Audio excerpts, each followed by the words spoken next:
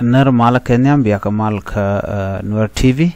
mi jiram jadid gore jen oder subscribe ka jan channel me ban leer man jelik na me leer mi jadid an wal shanka diok ka pay dich ron kin dangro jan dangro dich bana jo me bana jelinkel jo me be ka jejen bor ken wer way ame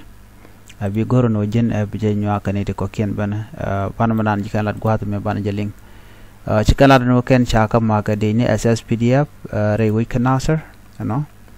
chikamnen yan ma gwada me ken chaka mak no no na me nasar wa de ni chikaben lo kan somewhere on there jan gwada nan chika within ka jawra ni kana kwen chikanu de ni chikore ala ka lo chikane mak dundo chi ne nyinka ka kan de dorna ngai kona gwano kan de ni man ba ka chikan ba ko dong bukan begoro mal bukan ko bukan war bukan banak so ko kujemo chikor mo to kam dien ke kam dinni kan ne ko la hali chikan ko lar gwad men jejem boro gwad ya makten chika kori gana terbum ke chika nyen kan ne ko la dinni jana ka kanasir kan widen ko ne kan ko ma gwad ba kan wa yekel kan jawrana chikana lat no kane shi kuma kirma yadit ala kuma da ana roi ke kirma yadit ki dene shi ga dene SSPDF chicken ga jak rewi kanasir ala kula la rar ka wirin content rar kanasir ga jawran chicken alat kane chikirma yadit chicken de chicken jak ka de jamo shawa ka wat war jogul ka nasir westtown kan Malaysia ande ti shi waka kurwa ko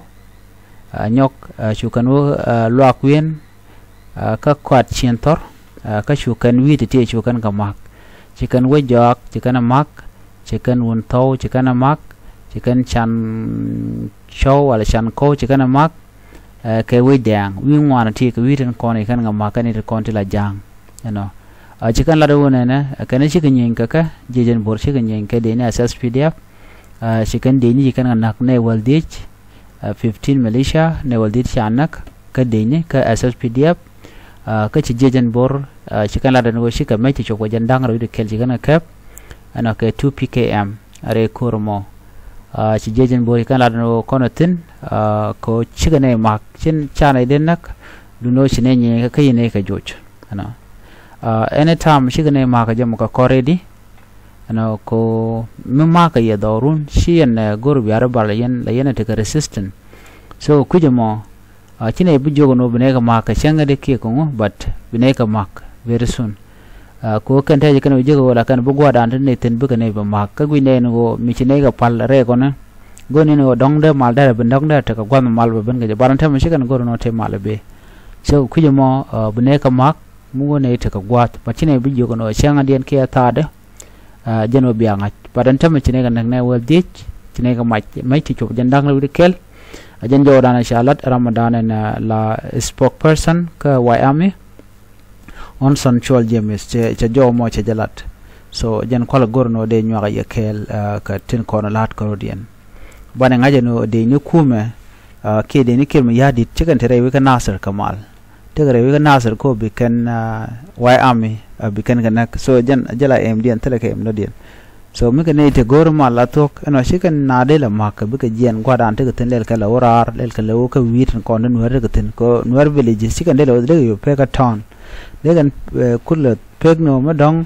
mi cha ka kul mak re dwara ante ka ten kana sa jan nong de ko kul gor de ka jingena batte ram chi ka mak so kala je bola ja me ko cha ga jogo no kan bu ko wona ka bu ko wona ka widial video ko ne te kana sara la win ware la de win so no mo jan instruction na kam ka so ti jejen bor ka jo jok ko raja dana chalen gwada me ka shaga nang ne wol dich ka jo ran ti kana kwen ane wol dich to chaga nak ka SSPDF ka shaga mai ti choko jan dang ro kel ka changara wala kor mo to ka changara ka pai di ron kin dang ro jan dang ro dich bay la update me tem da dien mi short garan bi ata kamal bye bye.